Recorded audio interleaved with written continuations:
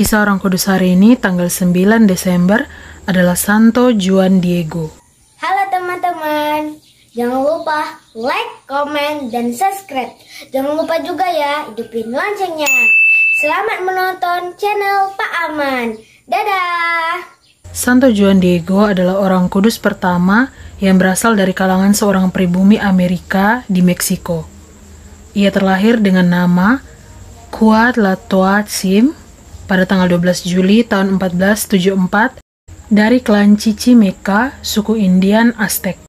Juan Diego berusia 47 tahun ketika bangsa Spanyol datang di Amerika Selatan.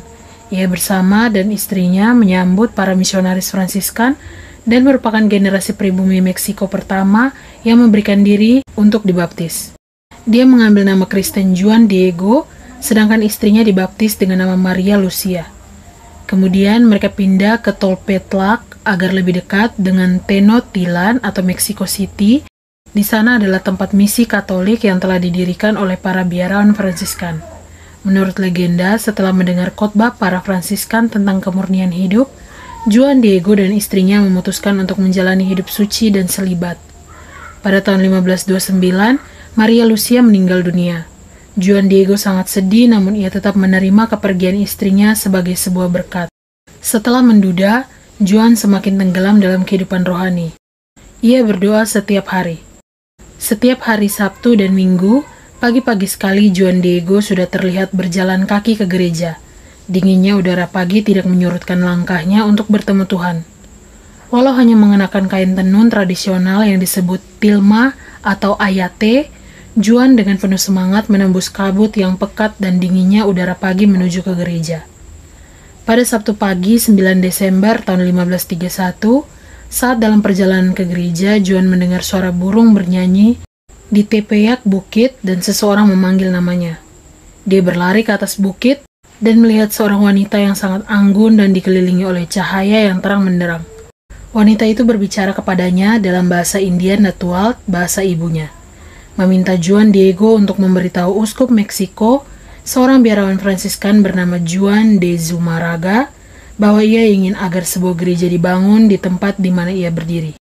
Menyadari bahwa yang sedang menampakkan diri adalah Santa Perawan Maria, dengan patuh Juan Diego pergi ke uskup seperti yang diperintahkan kepadanya.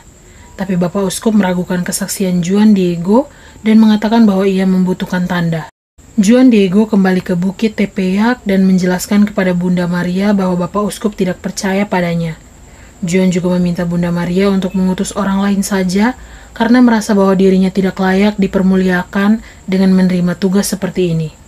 Namun Bunda Maria mengatakan, yang paling penting ialah bahwa Diego berbicara kepada uskup atas namanya.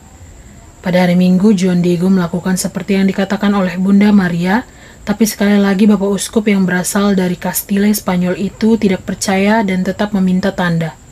Kemudian pada hari itu, Bunda Maria berjanji pada Juan Diego bahwa dia akan memberinya tanda pada hari berikutnya. Juan Diego kembali ke rumahnya malam itu, lalu ia pergi menjenguk pamannya yang bernama Juan Bernardino dan menemukannya sedang sakit parah. Keesokan paginya Juan Diego memutuskan untuk tidak pergi ke Bukit Tepeyac untuk bertemu dengan Bunda Maria. Tetapi ia akan mencari seseorang imam yang bisa memberikan sakramen minyak suci kepada pamannya yang sedang sekarat.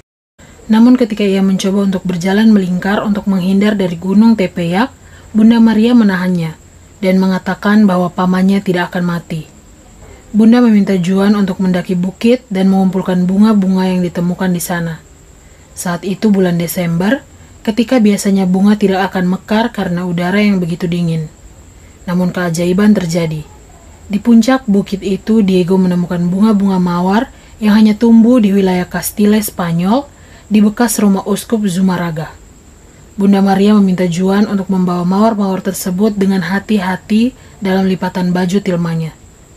Ia tidak boleh membukanya bagi siapapun kecuali untuk uskup Zumárraga. Di hadapan sang uskup, ketika Juan Diego membuka tilmanya, tampaklah bunga mawar Castile yang masih segar, yang semerbak wanginya sangat akrab dengan Bapak Uskup karena mawar jenis tersebut banyak tumbuh di bekas rumahnya di Castile Spanyol. Juga secara ajaib, pada tilma Juan Diego tampaklah sebuah lukisan Bunda Maria yang kini menjadi ikon Bunda Maria dari Guadalupe. Mukjizat ini membuat Bapak Uskup segera jatuh berlutut. Dalam waktu 2 minggu, ia memerintahkan untuk mendirikan sebuah gereja di tempat di mana Bunda Maria menampakkan diri sesuai dengan pesan Bunda Maria melalui Juan Diego. Gereja tersebut saat ini dikenal dengan nama Basilica of Our Lady of Guadalupe, Mexico City. Sesudah misi utama Juan selesai, dikatakan bahwa ia menjadi seorang pertapa. Ia melewati seluruh sisa hidupnya dengan berdoa dan bermati raga. Gubuknya yang kecil terletak dekat kapel pertama yang dibangun di Bukit Tepeyac. Juan amat dikagumi. Para orang tua mendambakan agar anak-anak mereka kelak menjadi seperti Juan Diego. Juan merawat kapel dan menemui para peziarah yang mulai berdatangan ke sana untuk menghormati Bunda Maria dari Guadalupe. Ia akan menunjukkan kepada mereka tilma atau jubah yang menakjubkan di mana terlukis gambar Bunda Maria yang amat indah. Paus Yohanes Paulus II menyatakan Juan Diego sebagai beato pada tanggal 9 April tahun 1990. Paus secara pribadi mengunjungi gereja Bunda Maria dari Guadalupe yang agung dan indah. Ia berdoa di sana bagi segenap rakyat Meksiko. Ia berdoa teristimewa bagi mereka yang wafat selama masa penganiayaan gereja yang dahsyat yang terjadi pada awal abad. Ia juga berdoa bagi segenap peziarah yang datang mengunjungi gereja yang indah tersebut dengan iman yang begitu besar kepada Bunda Allah.